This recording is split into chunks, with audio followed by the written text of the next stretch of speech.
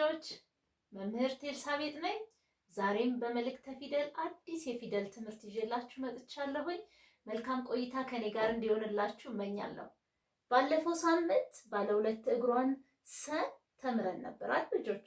ምንድን ያለው? ሰ አንገት ያላት ባለሁለት እግር ናት ብለናል።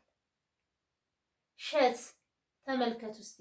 ሸም ልክ እንደ ሰ ባለሁለት እግር ፊደል ናት።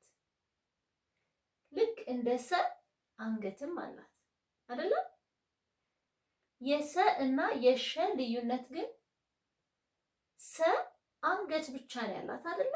ሸ ግን አንገቷ ላይ ኮፍያ አለባት። በደንብ አያችሁ? ያ ነው ልዩነታቸው ማለት ነው። ቀጣዩ ፊደል እቺኛዋ ሱ ናት። አሁን ደግሞ የሷን ተመሳሳይ ፊደል ሹን እንወስድና በምን እንደሚመሳሰሉ በምን እንደሚለያዩ እናያለን።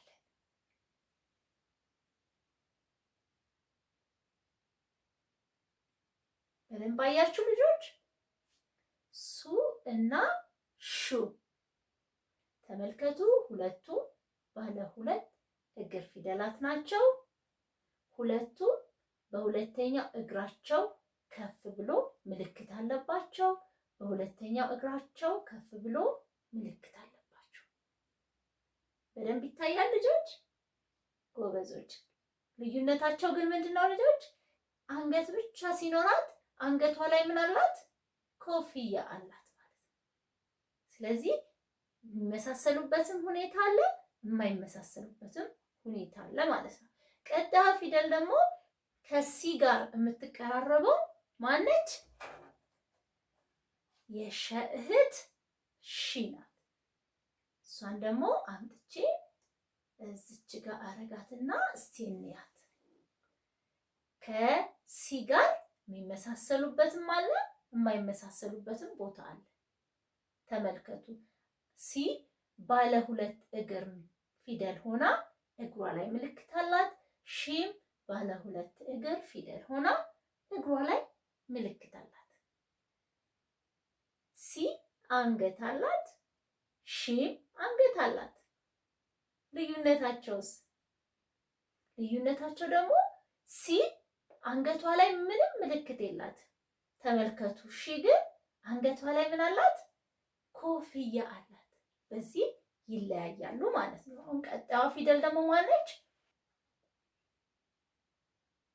ሻ ነች። ስለዚህ ሻን እዚህ ጋር አምጥቼ አስቀምጣትና እስቲ ደግሞ በደንብ አድርጋችሁ ልዩነታቸውንና የሚመሳሰሉበትን ቦታ እዩ። ሁለቱም ባለ ሁለት እግር ፊደላት ሆነው የመጀመሪያ እግራቸው ግን ምንድነው ልጆች? የሁለቱም አጭር ነው። ሁለተኛ እግራቸው ረዥም ነው። ሳ አንገት አላት፣ ሻም አንገት አላት። ልዩነታቸውስ? ሳ አንገቷ ላይ ምንም ምልክት የላት። ሻስ አንገቷ ላይ ምን አላት ልጆች አልኳችሁ? ኮፍያ አላት። ስለዚህ የሚመሳሰሉበትን የሚለያዩበትን ቦታ አለ ማለት ነው። ቀጣዩ ፊደል ሴ ናት። ከሸ ቤተሰብ ሼን የምትመሳሰላት አንድ ፊደል ደግሞ እናምጣና አጠገቧ እናስቀምጥ እስቲ። አያችሁ ልጆች? ሴ ሼ ሁለቱም ምን አላቸው? በሁለተኛው እግራቸው ላይ ቀለበት አላቸው። በዚህ ይመሳሰላሉ። ሁለቱም ባለ ሁለት እግር ፊደላት ናቸው። ሴ አንገት አላት፣ ሼም አንገት አላት። ሴ አንገቷ ላይ ምንም ምልክት የለም። ሼስ አንገቷ ላይ ኮፍያ አርጋለች። እነዚህም የሚመሳሰሉበት ቦታ አለ፣ የሚለያዩበት ቦታ አለ ማለት ነው። ቀጣዩ ፊደል ስ ናት። እስቲ ከሸ እህቶች እናምጣና ከዚች ጋር የምትቀራረበዋን ደግሞ እናስቀምጣት። ይችትና ማነች እቺ? ሽ። እቺኛዋስ? ስ። ተመልከቱ።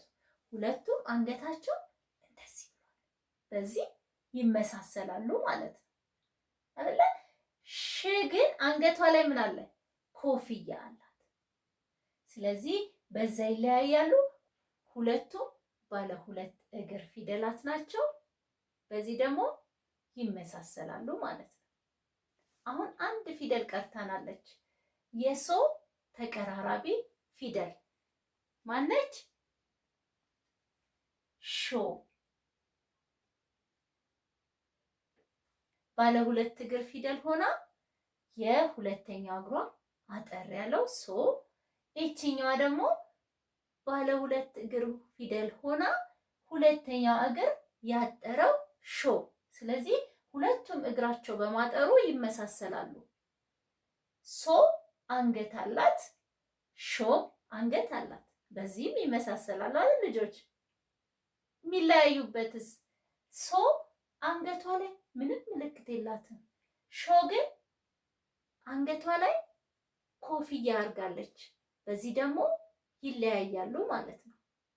ልጆች የዛሬው ትምህርት የወደዳችሁት? የሸ ቤተሰቦችን በደንብ ተዋወቃችሁ? ከሰ ቤተሰቦችስ ጋር ያላቸውን ልዩነት በደንብ ለያችሁ? የሚመሳሰሉበትንም ቦታ በደንብ አወቃችሁ? በጣም ጥሩ ልጆች፣ ለዛሬ ትምህርቴ በዚህ ላይ ያበቃል። በሚቀጥለው ጊዜ ደግሞ አዲስ የፊደል ትምህርት ይዤላችሁ እመጣለሁ። ቻው ልጆች።